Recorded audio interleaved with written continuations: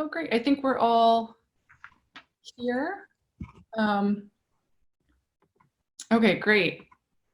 All right, I'll start us off. Hi, everyone. Delighted to be here with you all, albeit virtually. I hope that you can hear me.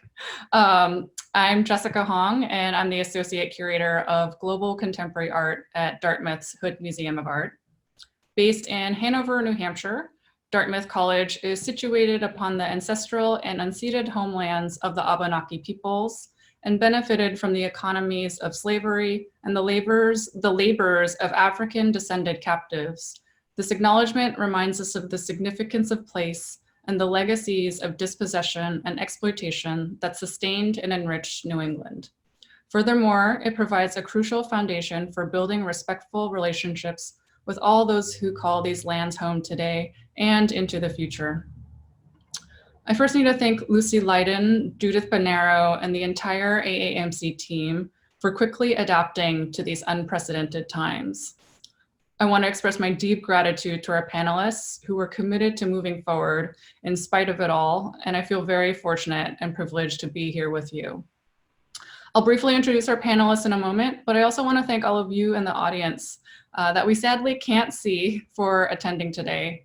I'm sure many of you are experiencing Zoom fatigue and dealing with a lot more than just having to work remotely during this challenging and extended period of uncertainty. So I appreciate your time, energy, and choosing to be here with us today. We're honored to be closing the conference, and though each session and keynote conversation touched upon distinct topics, we've seen some invaluable intersections amongst them. This particular panel initially came about after I began my role at the Hood Museum in January 2019. We frequently hear museums calling themselves global institutions, but the term global is not really being defined or is used by museums problematically that can further entrench its Western colonialist impulses. The designation of the global in my title has become increasingly ambiguous, at times uncomfortable, especially being a singular individual, but it's also been a constructive space of critical dialogue and collaborative exploration. So here we'll try unpacking this term global in relation to curatorial practice and within a museological context, but this is a very large topic. So this is meant to be a step in a broader conversation that we'd love to continue with you all well after. I'll ask each of our panelists a set of questions for about 45 minutes. And if you see the top of my head, it's because I'm taking notes. And then we'll open it up to questions from the audience in the Q&A section and hope to get to as many as possible. As we're all in the virtual space with different internet speeds and connections, please excuse any technical issues that we might come across. We'll do our best to immediately address what may come up, but crossing my fingers that it'll all go smoothly. Lastly, I was asked by AAMC to note that the viewpoints expressed here are those of each speaker and not those of AAMC or their foundation. Now to introduce our esteemed panelists. I'm only including their titles, but please see the conference handbook for their fuller, though still very brief, biographies. Oriana Caccione is the curator of global contemporary art at the Smart Museum of Art at the University of Chicago. Sonal Kular is associate professor of art history at the University of Washington in Seattle. And Sarah E.K. Smith is assistant professor in the School of Journalism and Communications at Carleton University in Ontario, Canada. So we'll begin with our first question. Can each of you talk about how you explore this idea of the global in your work and practice? And how have you, along with your home institutions, approached this idea of the global? Oriana, we'll start with you. Thanks so much, Jessica. And thank you to the entire AAMC team. It's really been a pleasure to listen and to think with all of the speakers in the conference over the course of the 3 days. So thank you. For me, I think the best way that I've really attempted to define the global is to think of the global as a method. My background is in contemporary Chinese art, and I'm interested to think about how starting from the position of the global, or in my case, contemporary China, makes me reconsider dominant or mainstream art histories. So the global in many ways, I think at so many institutions, actually acts as a sort of de facto other or outside. And I know this is something that we'll talk about later in the panel, but so often the global contemporary can be seen as the non-Euro-American contemporary. And so how we can think, how you can use the position of the global to think outside of canonical, dominant, or someone recently said to me, mainstream art histories, and how that impacts then how we think of the contemporary more broadly. Ultimately, hopefully, how it can open a shift in perspective. And then another way is how the global encourages you to think about connections, circulations, and connectivities more, so that you see art works and artists and their practices in relationship to one another, instead of thinking of them as singular agents or within a single, often national discourse. Thank you, Oriana. And Sarah, can you respond, but also talk about your work with the North American Cultural Diplomacy Initiative? Yes, of course. And I think a lot of my perspective really has synergies with what Oriana was mentioning. My interest in the term the global really came about as a means to get outside of methodological nationalism. So this idea that we categorize art, we approach study of so many things just through a nationalist framework. So with the research group that I'm a part of, we started talking about, we've been using the term international a lot, and we started bandying back and forth this idea that perhaps the global would be a more appropriate term to talk about our work and our research, because it's a way of decentering the nation, and it's a term that kind of offers a bit more possibilities in terms of considering those flows that Oriana was mentioning. And so that research group is, of course, the North American Cultural Diplomacy Initiative. So this is a research network that I founded along with a few other scholars and practitioners in 2017. And the purpose of the research network is to study cultural diplomacy. So of course, something that's really all about global flows of culture and how that works not only through the state, but also through all sorts of non-state actors. So we're a group of about 40 different academics, artists, practitioners, policymakers. So we're very interested in using the term global as a productive means to understand cultural diplomacy. And Sonal, along with discussing your work, as you brought this up in our previous conversation, can you elaborate on how for you the term has been understood within academia as well, and how you feel like it's evolved over the last few years? Mm-hmm. So I would say that in academic art history over the last 2 decades, the global has presented a critique of bounded cultural entities. Nation state is a good example, but we could also think about earlier political orders like the Roman Empire or the British Empire as kind of bounded and stable cultural entities that the term global interrogates and aims to dismantle. I understand the global also to be a challenge to Eurocentric and Orientalist narratives of art. And that's not only the notion that Western art has a putative center in the North Atlantic, but also that even when you're studying Indian art or Chinese art or Iranian art, that we come to the study of these areas of the world with understandings that can be deeply implicated in Orientalist knowledges and understandings of the East as opposed to the West. The East is a kind of, again, a stable, bounded cultural entity that's opposed to the West. So I would say that those are some of the imperatives out of which global art history emerged. And though it has been understood in the past to refer to non-Western, the art of non-Western cultures and societies, occasionally post-colonial cultures and societies, and or to be the preserve of contemporary art. That has shifted. I see in the last 5 or 10 years that scholars and departments are conceiving of their work under the rubrics of the global Baroque, the global Middle Ages, global modernisms, of course, and conferences, and lots of academic activity has taken place around themes and concepts of exchange, encounter, mobility, and motion of artists and artworks across various kinds of boundaries. There's been a rise in thinking about diasporic artists and national networks, cross-cultural, and I've seen that as something that's maybe common to the university and the museum.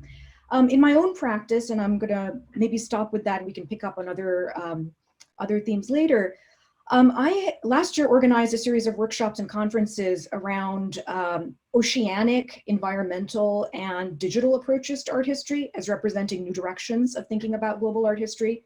So to take it one step further from national narratives, or in fact transnational narratives, which still are sort of somehow tied to the culture concept.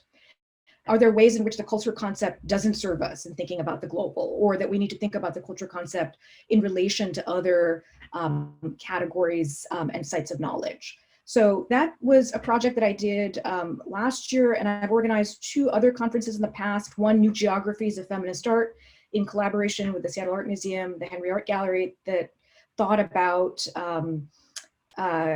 contemporary feminist art across Asia. I worked closely with an anthropologist who specializes in contemporary Chinese art. And then the project that I did 4 years ago in London with the Paul Mellon Center and the Tate, Showing, Telling, Seeing, was thinking about narratives, globalizing narratives of art history across empire and nation state, South Asian artists in Britain, South Asian artworks in Britain.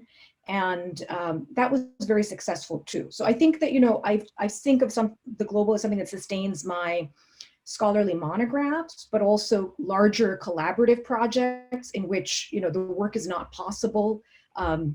It's not possible to do the work by just, with one individual. You need a kind of a team to be able to do some of this work, for me to be able to access certain kinds of knowledges about Chinese art or about British art required my working with not only specialists in those fields, but each of these conferences and activities that I've been involved with also, which may not be unusual for your practice, but in the academy, you can often go to conferences and there's just a bunch of other professional academics.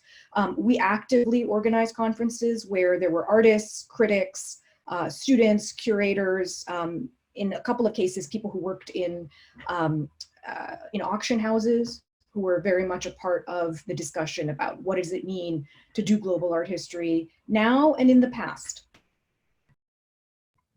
Yeah, that's great. And I hope that we can continue that as well. And I think that you've all kind of touched upon this a little bit. I'm really happy to hear that there are things that are shifting. And then of course there's, museums can at times be, depending on what kind of institution you're in, can be a little bit slower to evolve. And so in museum spaces, and this is something that Oriana touched upon, and here I'm focusing on North American and European museums, just to clarify, as that's where most of the AAMC members are functioning. So as Oriana kind of addressed, that there is still, sometimes there's implicit quote unquote non-Western focus embedded in the global. And so now you definitely are touching upon this, but how do museums then counter this binary that can be present in the term? And how are you each thinking about the use of the global beyond just the vague geographic designation?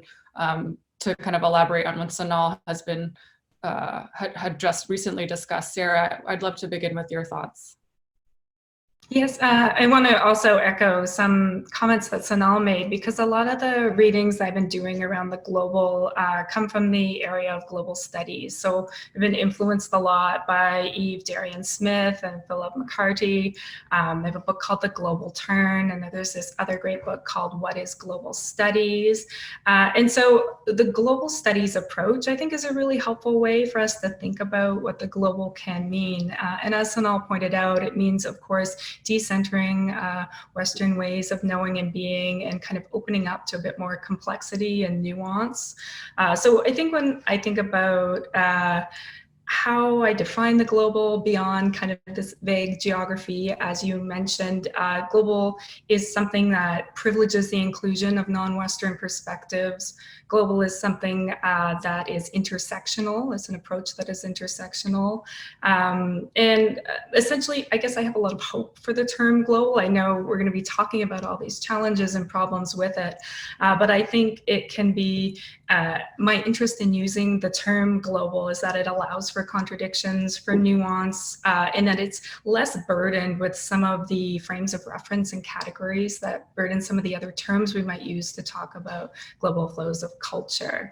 So I think museums have some work to do, though, in order to counter this implicit non-Western focus that's kind of embedded in the global to some extent. And it sounds like your experience, Jessica, speaks to this a bit. So one way I was thinking about this is about a local global continuum of relations. So museums being these things that are institutions that are very much embedded in local context, but that can also speak more broadly to the global. So I was thinking about examples that might be helpful, and one that came to mind was Toronto's Aga Khan Museum, which of course opened in 2014, so perhaps it benefits from being a more recently conceived institution, but it's devoted to the arts of Islamic civilization, and it reads itself very broadly. And what I find particularly interesting about this example and thinking about the global is that the Aga Khan Museum is very cognizant of its local dynamics. It's very attuned to local community initiatives, but it's still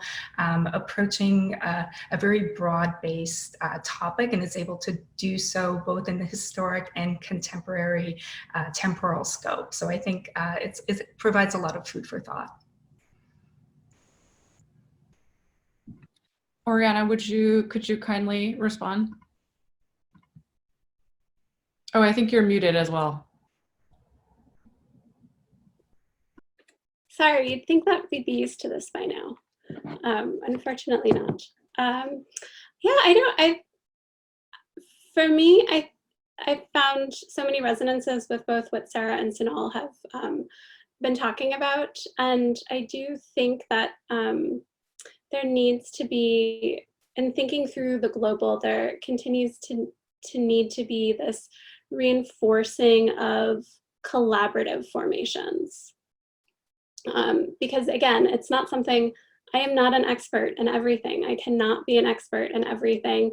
And I think in some ways there's almost an unfair burden so often, an expectation that one can just do it all. And I can't, I don't want to, and I also don't claim that expertise. And so how do we cultivate different types of collaborative work with museums, with scholars, with academics? And I think one of the benefits of being at a university art museum is that in many ways, so many of those possible collaborators are built into the larger institution.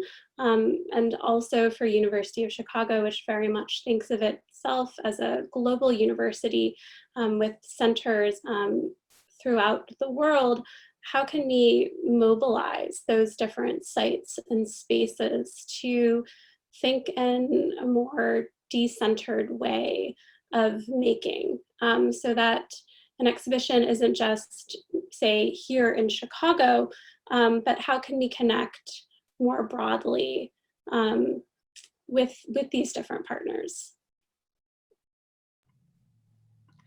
And I was gonna ask, how have you seen artists or curators in museums or intellectuals kind of addressing this term? And so Sonal, I'd love to actually have you talk a little bit about maybe the project that you were mentioning, particularly with the Tate, and that it seemed like a very interdisciplinary, collaborative project. So I'd love to talk with you a little bit further about, how you felt that some of the, I guess, what you feel like you were some of the productive engagements that came from that experience.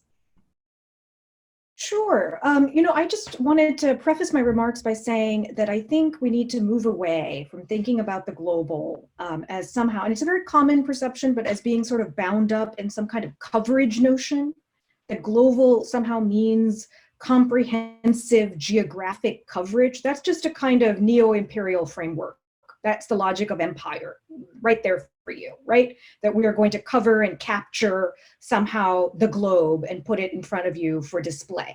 So I really appreciate Oriana and Sarah's orientation toward method, toward your approach. I think of the global as an analytic framework, perhaps, but in my own writing, especially as a historical problem.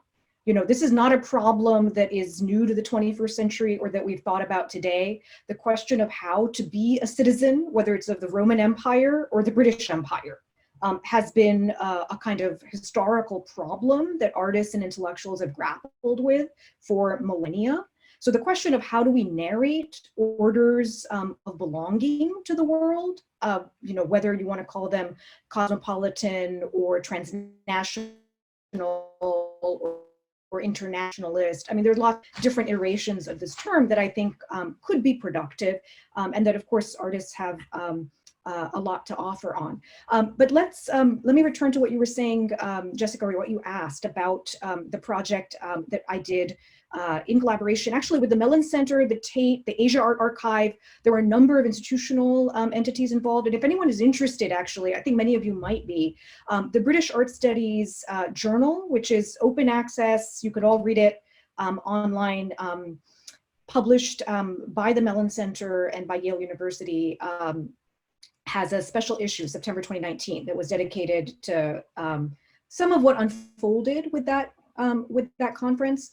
But that conference, Showing, Telling, Seeing, came about as the result, at least for me, of conversations that have been unfolding over several years, some in relation to the Tate's research centers. I don't know if many of you are familiar with the Tate Research Center Asia, which is now the Tate Research Center Transnational. And there's other bodies as well. MoMA has had the CMAP group, you know, working groups of academics and artists and others who come in to advise on long-term strategy. What I appreciate about all of these museums, and I guess I've been, I worked, or I saw the process at the Tate over a longer period than I have at other places. I do feel like there is a kind of long-term commitment. This is not about the global being, you know, a fashion for the day. It's about rethinking acquisitions, collections, exhibitions, about how you display art, about how you write labels, about how you conduct, you know, scholarly forums and so on. So the conference that I was part of followed, I guess, a conference that had been organized in 2016 by the Tate Research Center Asia. And this second conference in, am I getting this right? 15, excuse me. The conference was in 15. Then the conference we organized was in 16. And so the 2015 conference was a Tate initiative. And the 2016 conference was a Mellon Center initiative, and the Tate was involved in conducting a public program at the Tate in conjunction with one of their major retrospective exhibitions of the artist Bhupen Kakkar, who's someone I wrote about in my book. And so it ended up becoming a really good occasion to reflect on the Tate's exhibition practices and activities, how the Tate has thought about the global over, again, a longue durée, right? Shows about Moscow. The global doesn't have to be, the global can actually be things that were very much part of canonical art history. How do we narrate constructivism? Or how do we think about Paris in a world system? How do we decenter or rethink the category of the art world center, the critic dealer system? I mean, there's a lot of really rich questions that could be asked through these kinds of initiatives. And what I like about these kinds of conferences is that they bring a lot of people together who may not normally have known each other. And then they kind of spin off into a bunch of activities. So everyone is kind of doing their own project. It's not necessarily that we all kind of have to be working toward the same goal. I think that the Tate has gone on to do exhibitions and work on their collections in certain ways. My participation in these projects has enriched my writing and my own thinking and practice here at the University of Washington. So I think museums can really be catalysts, you know, at the same time as they're thinking about their own kind of immediate and longer term goals in terms of display and collections. I think that they really can be places where people come together to consider a problem. And that kind of segues into another question. I mean, you quickly touched upon how the global often has this presentist notion, and though it has evolved over the years, again, this idea of the global is often associated with the current, the now, but it's not exclusively a contemporary idea or condition. So I'd love to hear some of the ways that you're all addressing the temporal specificity, excuse me, that's often assigned to or associated with the global. And Oriana, I'd love for you to start. As someone who's also a contemporary art curator, this is a question that I'm persistently asking myself as well.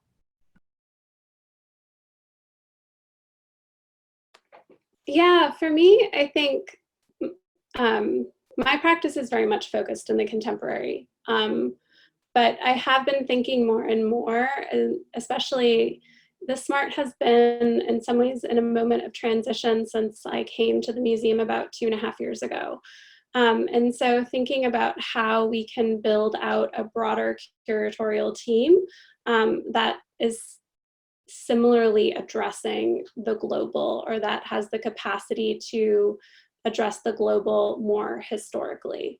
And so I think as you take into account the global as a method, the global as a perspective, right, as Sanal so astutely said, it's very easy to apply it back. And so thinking about, histories of the Silk Road or other connectivities before sort of modern, sort of neoliberally driven capitalism that we think about, or even thinking of other historical moments and other different types of cosmopolitanism. So thinking through Soviet or socialist cosmopolitanisms that are so excluded, especially from American museums, as sort of, the kitsch that they were assigned to the 1950s, and we can't seem to pull them back into a meaningful or perhaps an exciting exhibition. Sarah, could you kindly respond to that question? Yes, I mean, it really is interesting that there's such a link between the global and globalization, right? It's, of course, this moment of increasing connectivities and flows and trade and commerce. But as Oriana and Sanal point out, this is a false benchmark, right? We really need to have a longer temporal understanding of the global. And that's why taking global studies or global as method or approach can be really helpful to thinking through longer histories. And I think perhaps, so my research focuses on cultural diplomacy as well as modern and contemporary art. But with relation to cultural diplomacy, this idea of thinking through the longer temporal scope of the global has certainly come to the fore in some of the work I've done on museum diplomacy. Some of this is solo and some of it's collaborative research. So thinking about the organization of museums, dating to the mid-20th century, if we look at the activities of UNESCO and its museums division, setting up museum associations, I think there's a lot of ways in which we think about the current moment and satellite museums and a lot of exciting global biennials, and we kind of forget this longer history of museums having always been international or globally connected and kind of looking to other peer institutions.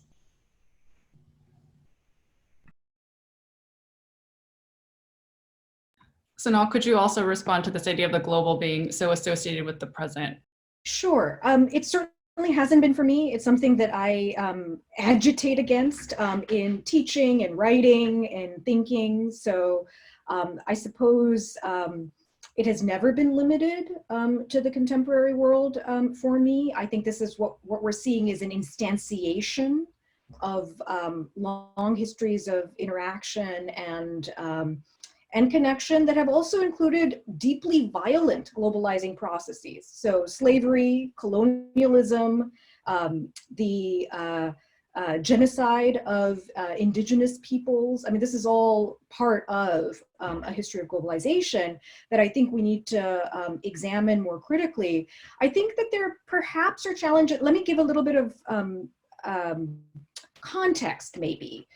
To this, for you, but also maybe for me to make sense of, how I may be at odds with some of the understandings of globalization that are on the table. I'm teaching a seminar right now, which is a bit of an odd affair because it was supposed to be offered in conjunction with an exhibition at the Seattle Art Museum of John Akomfr's work that is no longer available for students to view. So we're doing a kind of seminar on global exhibition practices, Documenta 11, the Havana Biennale, the third Havana Biennale, and the second Johannesburg Biennale, all without actually entering a museum space. So it's kind of interesting to think about some of these histories and debates, but I think the discussions that we had last week about histories of South Africa, the representation of African people in the West, the question of, who are exhibitions and museums for? These are all kind of great ethical questions kind of to think about. And I think, let me say in a very, that I think this is an opportunity in some ways for US students who often, I don't know what to say. I mean, they think of perhaps the global as an elsewhere. And there are, of course, long histories of US isolationism or exceptionalism that I sort of see the classes I teach as being, if not a cure, some kind of corrective for. And so I think, there are ways in which students kept asking about, when we were talking about Black British art, well, what does this have to do with African American art or here? And then we start talking about the Atlantic slave trade and the idea of a Black Atlantic. And suddenly students are kind of thinking differently about these categories and thinking about, slave ships 250 years ago. I mean, there's also other ways for this to kind of, the contemporary to open out into historical problems or historical processes. And I think that we should be taking advantage of this and working kind of between universities and museum exhibitions to do so. A lot of the work now also on ecology and contemporary art is thinking about deep time, geological processes, not a kind of presentist, here and now notion of art or the environment. And I think we could be taking some cues from that. I really appreciate that. And I also appreciate all of you thinking through, this as possibility and opportunity to, explore this term more expansively. And, all of you in our previous conversations, especially in one way or the other, have brought up ethics of especially curatorial practice in relation to the global and, functioning within what we, global institutions. Oriana, in an earlier conversation that we all had, you brought up the issue of what you called parachute curating. And so it would be great for you to elaborate a little bit further and discuss, other consequences such as environmental concerns, et cetera, as a result of this parachuting. And what are your thoughts now, especially as we can no longer travel to these sites? Yeah, I think for me, I think it first becomes awareness of one's own expertise and one's position, and also the privileges that so many curators have. And so this first sense of parachuting curators who can seem to so easily just drop in and out of places. And in the midst of these dropping in and out of places, can select artists that so often can be used to symbolize or represent a certain place in an exhibition in the United States or in Europe or another international exhibition. And so I think for me it becomes this question of how do you get to know a place, and how do you get to know a history, and how do you make those selections when you can't spend time, and how do you rely on different networks? And in the last keynote, Vishaka was talking about trust. And I think too, it's this sense of trust. And so I'm interested recently in thinking about when you're curating, how are you not just curating for your institution and for your site, for your audiences, but how can there be some level of exchange? How do you build and develop trust with artists, with curators, with scholars throughout the world who can help inform a more thoughtful practice? And I do think that this is a really interesting moment to start thinking about our impacts on the environment, but then also the impact that we can have on local art scenes from so far away, and what is at stake in that, and how to do that in a way that's responsible. Sarah, you noted in an earlier discussion that museums have, long been part of global networks. You did talk about, satellite spaces and whatnot, but that also could reflect, colonial hierarchies. So can you discuss that a little further and maybe some of the issues that arise with your work with museum diplomacy? Yes, I mean, I'm sure, and we've had many great conversations through the course of this conference. Everyone's well aware of kind of the colonial legacy, colonial history of museums. They've long been part of global networks that reflect colonial hierarchies.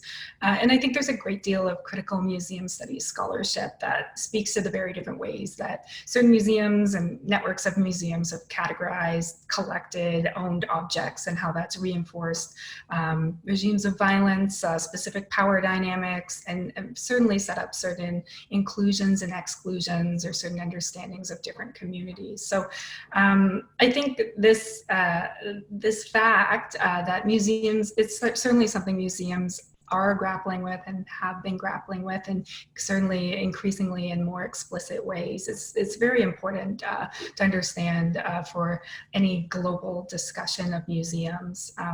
So, when I think about this, I think about some great interventions by artists that have been done in institutions to speak to these types of histories that aren't often discussed. But in terms of cultural diplomacy, this is particularly an issue because cultural diplomacy, the study of cultural diplomacy is quite state-centric. And so a lot of my work is trying to, and the work I do with my research group, the North American Cultural Diplomacy Initiative, what we're trying to do is advance a study of cultural diplomacy in which the state is decentered. And, that's particularly important. I mean, I think that's always important, as this discussion of the term global shows, but we've particularly been looking at it in the more recent past, say since the 1980s, 1990s, in which there's a real rise of non-state actors. So certainly in studies of cultural diplomacy, these aren't really given a lot of attention. So when I think about the histories of kind of colonialism in museums, I think paying attention to non-state actors could be a way at perhaps accessing some more interesting or innovative global histories to kind of rethink through some of the problems that museums have brought about in a different perspective.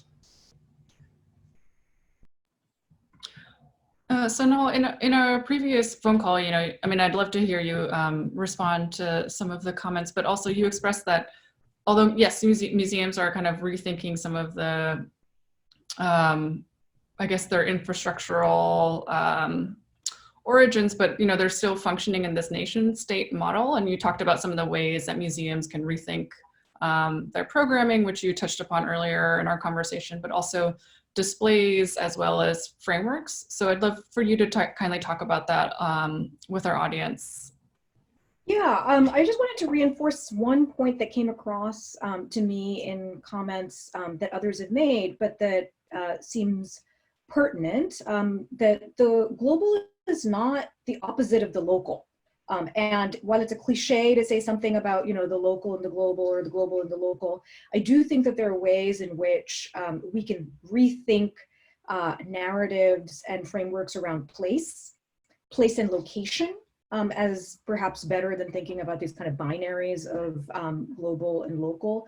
And I do think that museums are coming up with some solutions to the way in which art is has traditionally been collected, organized, and displayed. So the Seattle Art Museum, the Asian Art Museum of the Seattle Art Museum, opened after a long renovation, and the new display is not organized around India, China, and Japan as it had been in the past, but rather it's a kind of interregional and thematic display. I heard from a colleague who teaches in Houston that the Museum of Fine Arts in Houston is also thinking about reinstalling their collections with a thematic and interregional display of Latin American art, which seems to make a lot of sense. I think thinking about problems, concept metaphors, whether they're, slavery or the Silk Road, I mean, these could be good paradigms to think with. And I think lots of museums are actually already taking steps in this direction. What to say about the ethics of museum display and collecting. This is something that I kind of wanted to address in terms of, well, let me say this, that it's not like it's all good. Holland Cotter had a piece in the New York Times in March about how encyclopedic museums, our major encyclopedic museums, and the Met and the MFA Boston were his two key examples, still have a long way to go in terms of rethinking their departments and their categories, whether it's Islamic art or African art or Oceanic art. And, I'm not sure that I would say that these departments need to be dismantled, but I do think that there could be kind of more dynamic thinking about the relationship of these departments and displays to each other. I still think that these museums do a wonderful job with what they've traditionally done. But that this might be a time to rethink what art does and who it's for. And on that topic, it's not just, I think, the encyclopedic museums, but also a kind of popular understanding of what art is and who is it for. A couple of the pieces that have appeared in the New York Times over the last month about changes in the contemporary art world because of the pandemic have been about, Jason Farrago had a piece about the merry-go-round that is the art world, stopping because the jet-setting artists can no longer travel. And at some point I was sort of thinking, how is it that this global jet-setter or jet-setting artist has become like our new model for, what art is and what it stands for? Or the piece that appeared yesterday or 2 days ago on the biennales. The biennales and jet-setters are kind of what we think of when we think of contemporary art, rather than, and I'm not going to pose something, romantics, like something local or provincial or, community-based as the opposite of all of that.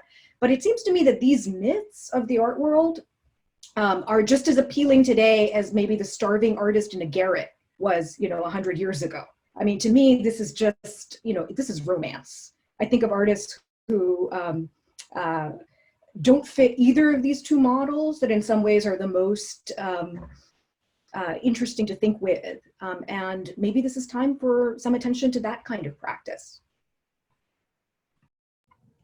Yeah, absolutely. No, that's fantastic. I'm just going to ask one last question before I turn it over to questions from the audience. But I did want to talk about where we are now. We're arguably in this new paradigm in the wake of this novel coronavirus, which has forced us all to drastically shift the way we live our lives. But for the purpose of this conversation, I want to focus on museums, which of course, it's been uprooted, the museum's primary function as we understand it today. We don't have access to the physical site. We can't engage with works in person or have in-person and in-depth dialogue with one another. So museums, like everyone else, are now we're having to move to the virtual. So one could argue that this allows for museums or institutions to be, to have a broader, more global reach by reaching audiences beyond their immediate context. But there's limits to what can happen online. And, one can't replicate the experience of seeing works in person and being in a site with folks. And of course, there's inequities of access and resources in general. So a multi-part question for each of you, and feel free to address the questions most salient to you, but how or if does this experience kind of shift our understanding of the global? What are some of the different questions that arise? And I mean, I love that all of you talked about, possibilities that arise from this term and rethinking this term. So what are some of the ways to explore these ideas during this time that we can continue to think about into the future? So Sarah, could you begin?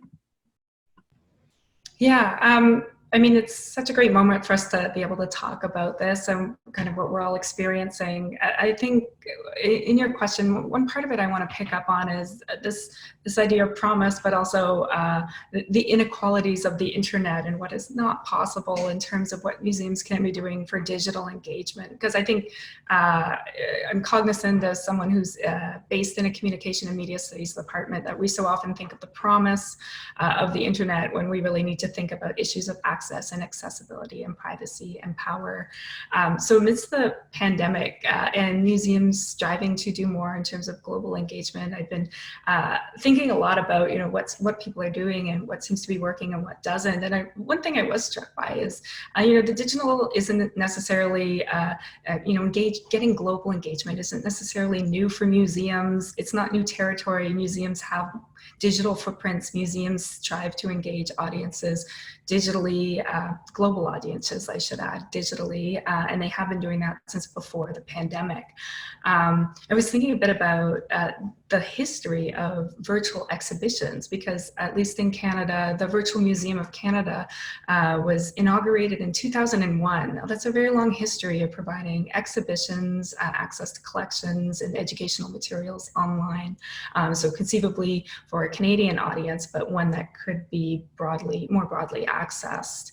The other thing I'll mention that just kind of captured my attention with regards to digital engagement is what seemed to be gaining a lot of traction. And I know a lot of people probably who are listening today are familiar with a Dutch Instagram account between art and quarantine, right? In which you have these parodies of that audiences are creating of great works in museums, and how this has really been something that has come from individuals who are seeking to engage with works in museums and then later picked up on by museums as a way to kind of expand on that audience engagement.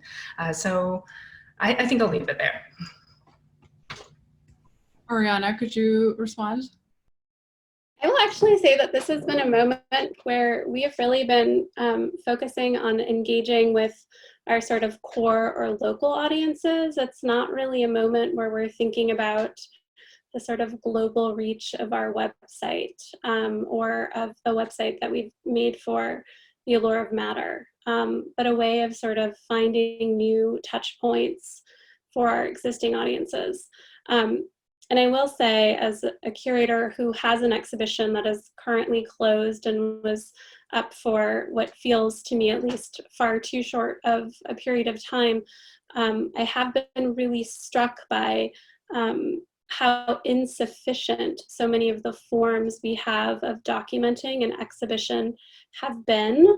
And so how can this be a moment for us not to just think of making another virtual tour, but what are ways that we can engage a sense of liveness or a sense of experience in the exhibition?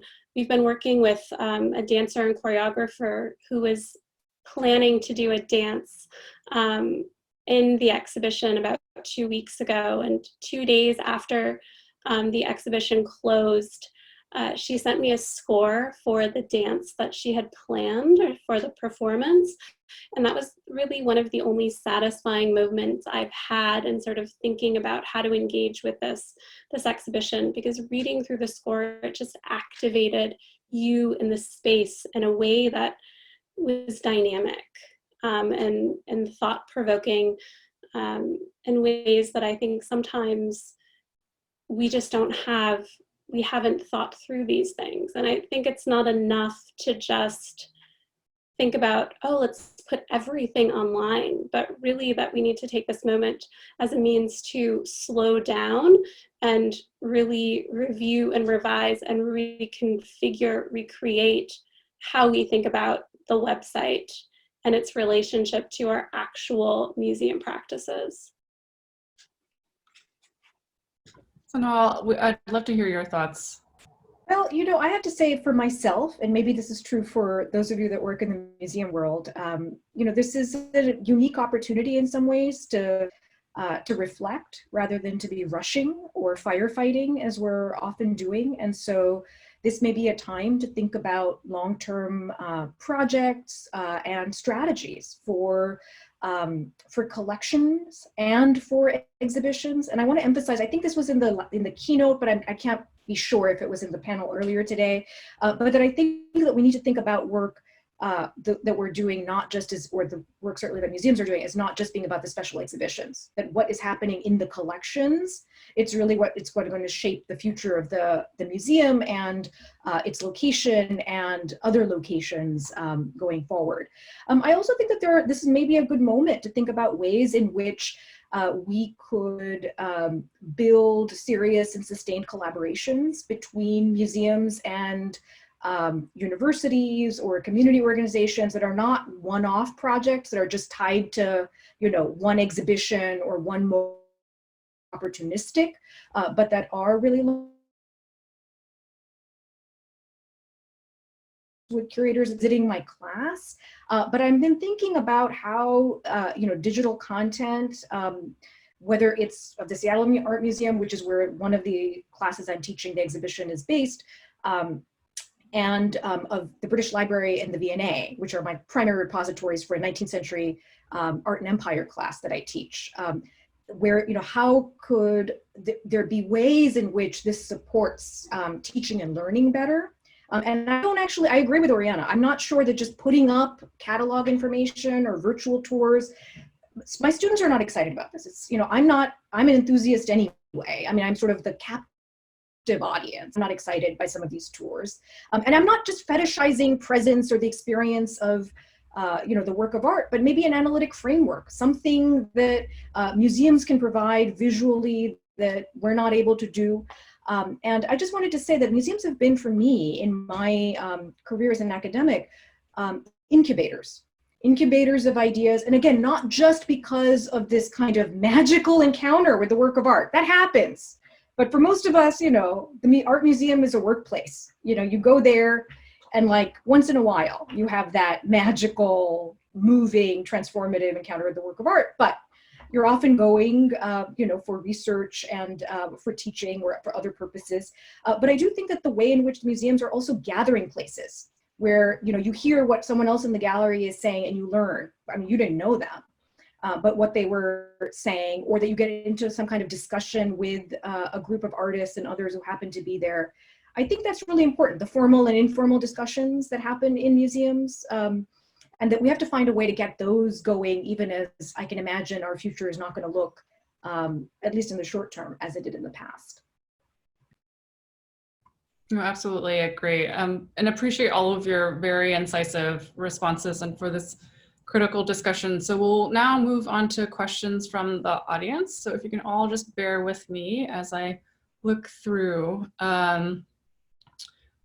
And I may actually just have you jump in if you'd like to respond. So the first question is, how do you see the notion of diaspora interacting or fitting in this methodology of the global? I think that some of you have touched upon this in your earlier comments. Whether it's through your own academic research or shows that you've working on. I think the diaspora becomes really important because I think it becomes, especially as we're looking at American art, it becomes a way to start to push against the canonical art histories and the sort of stories we've told over and over and over again about the development of art history. And so I think that it should start, I hope it starts to play a larger role.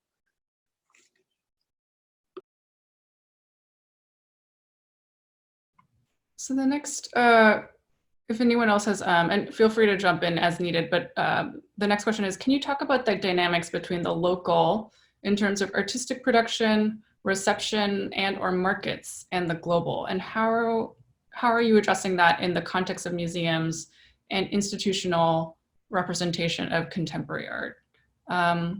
Actually, Sarah, I might have you respond because you kind of touched upon that idea of the local in your previous comment.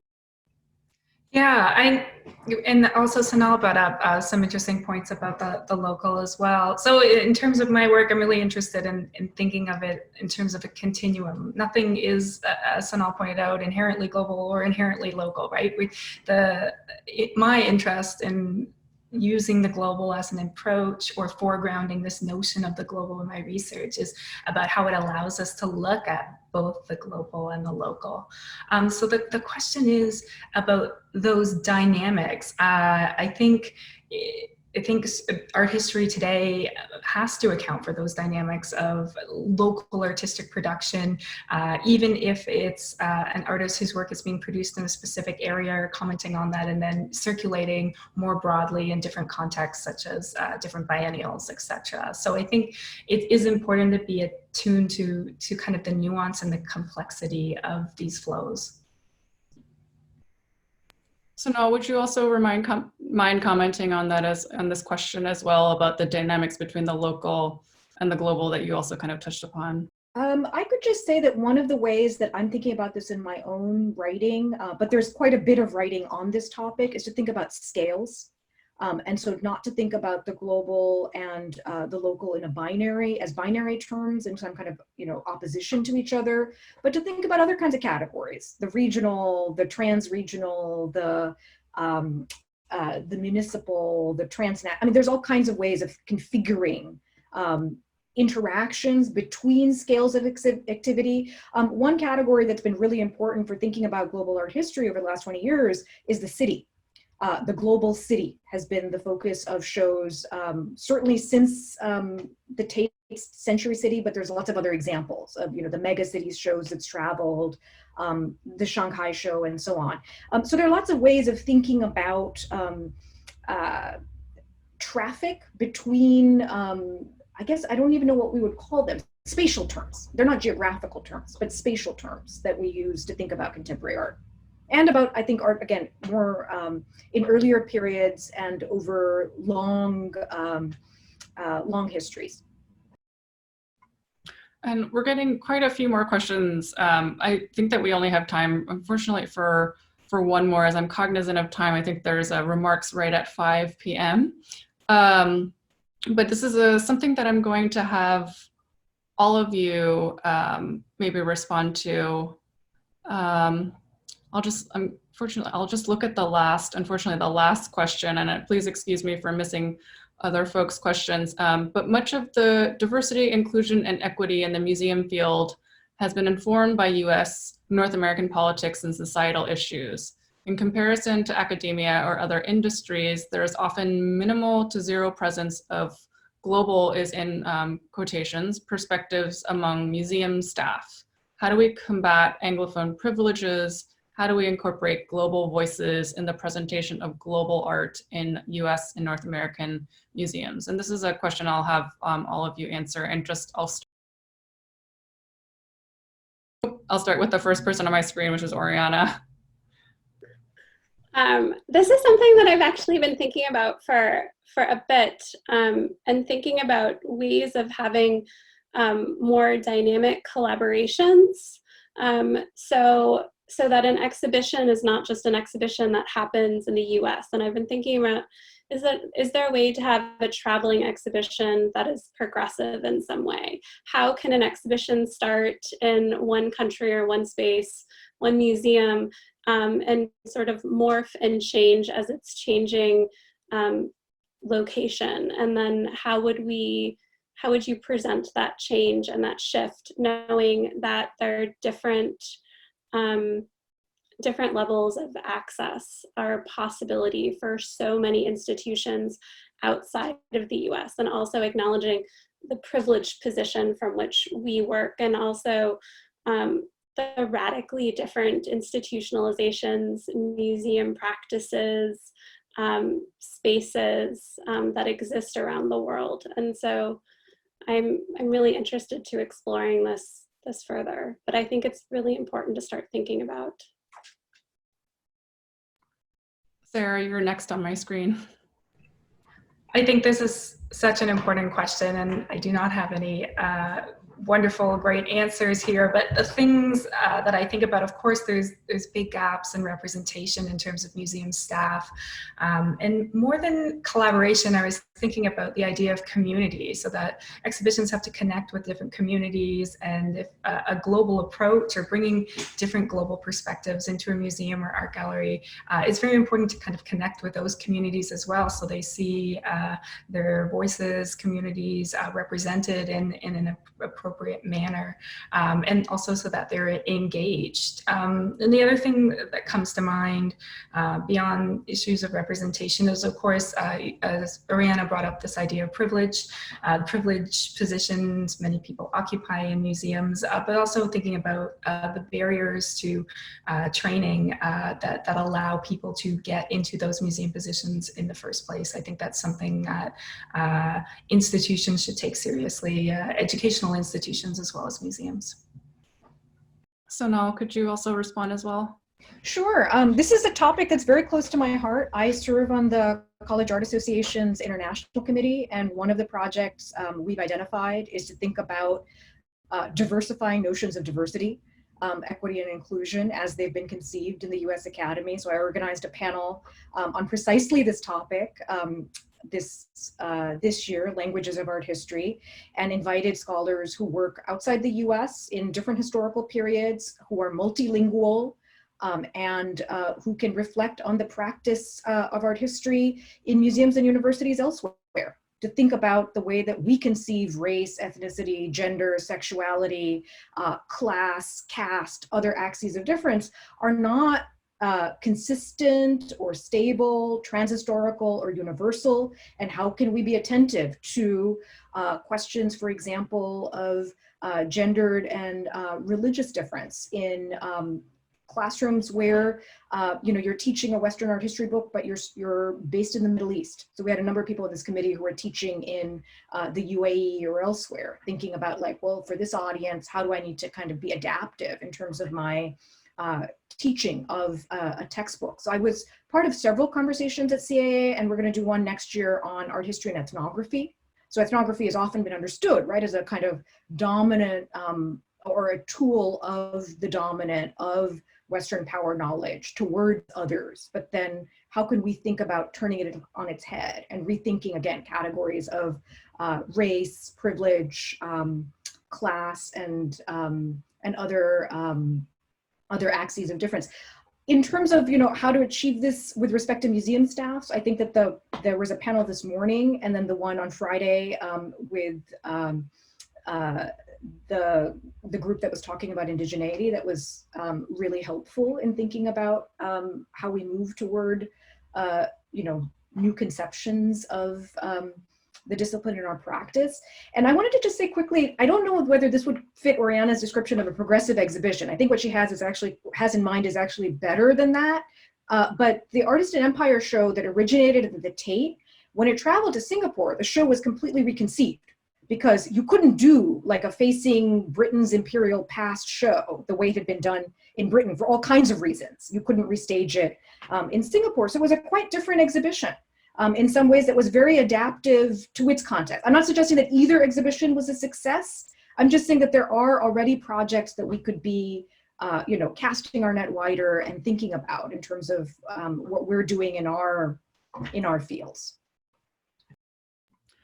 Well, I think that's a great note to end on, and we must wrap up now. But Sonal, Sarah, and Oriana, thank you so much. I really appreciate your collaboration and your time. And again, a huge thanks to our audience. And I asked Lucy to share if you want to continue the conversation by email with you all, you can see right there in the chat function. So please feel free to reach out to me to continue the conversation. But again, a huge thanks to our audience. Wishing you all a wonderful evening, and hope we can see each other in the near future. Thank you again.